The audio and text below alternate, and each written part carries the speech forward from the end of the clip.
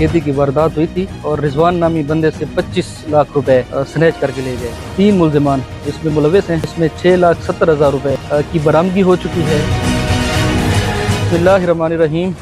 ये 4/9/2023 को एक डकैती की वारदात हुई थी जिसमें 3 मुलजिमान मोटरसाइकिल के ऊपर सवार होकर आए और रिजवान नामी बंदे से 25 लाख रुपए स्नैच करके ले गए। जिसमें वहाँ पे जो रिजवान था उसने मुज़ाहमत की और मुज़ाहमत के ऊपर जो डकैत थे उन्होंने फायरिंग की।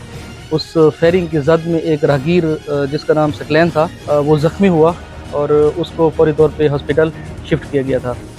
तो पुलिस ने अपनी इन्वेस्टिगेशन शुरू की, जय वारदात का मुआयना किया, उसमें जितने भी CCTV कैमरास थे उनको चेक किया, जितने भी हमारे पास रिसोर्सेज हैं टेक्निकली हमने उसको देखा, लोकल हिंट्स हमने इस्तेमाल किए और अल्हम्दुलिल्लाह ये बहुत बड़ी कामयाबी है। बहुत बड़ी वारदात थी जिसको ट्रेस आउट कर लिया गया है, जिसमें 3 मुलजिमान इसमें मुलविस हैं, जिसमें एक शेर नवाज जो कि लक्की का रहने वाला है उसको हमने अरेस्ट किया है।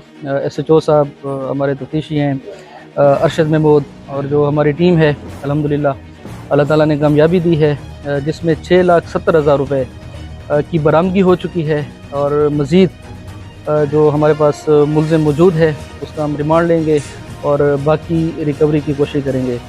और इसमें जो 2 मुलजिमान और हैं वो भी बेसिकली लक्की के रहने वाले हैं।